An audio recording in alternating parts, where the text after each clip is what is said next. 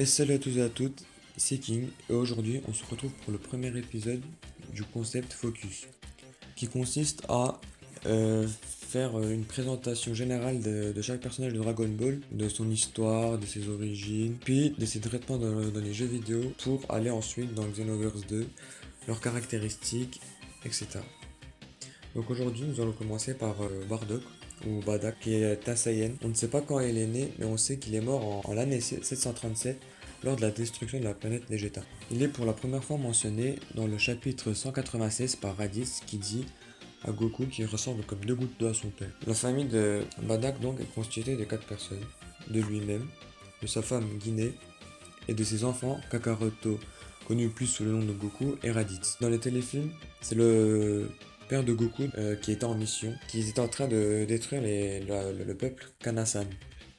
Et une fois l'extermination terminée, un survivant, qui s'appelait Toro, lui transmet la capacité de lire dans l'avenir.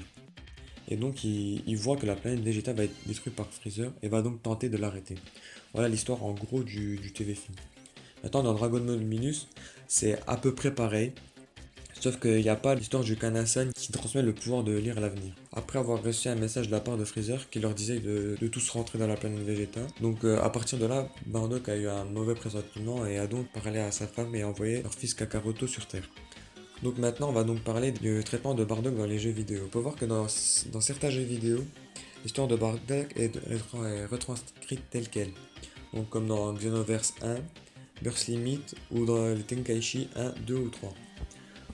On peut voir aussi que d'autres histoires inédites du type et si ont été créées dans certains jeux avec comme personnage principal Bardock. Donc dans Tenkaichi Tag Team, on peut voir que il y a une histoire bonus qui montre et si c'était Bardock qui était venu à la place de Raditz sur Terre.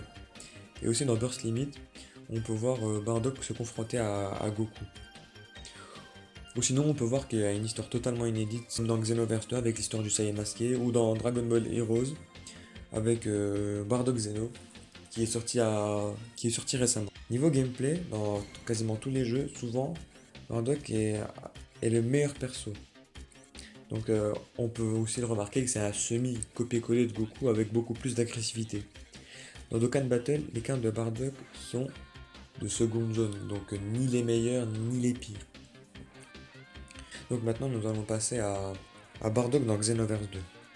Donc on peut voir que les techniques, donc Bardock dans Xenoverse 2, quelques-unes de ces techniques viennent du téléfilm, comme le javelot de la colère qui est on va dire le dernier coup de Bardock qui tente à Freezer.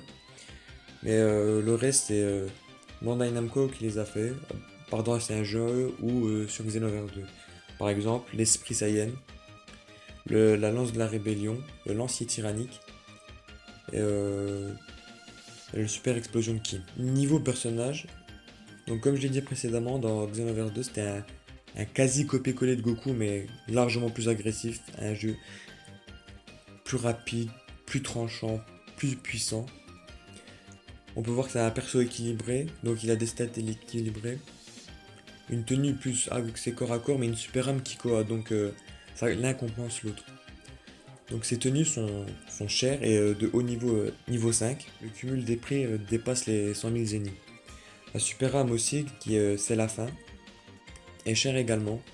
C'est ce qui montre son importance dans le monde de Dragon Ball. Comme maître, Bardock apprend les techniques que j'ai citées précédemment, sauf Esprit Saiyan, qui apprend son équivalent, sauf un non Saiyan. Et il se situe derrière la maison de Goku petit. Voilà, c'est tout pour le premier épisode du Focus.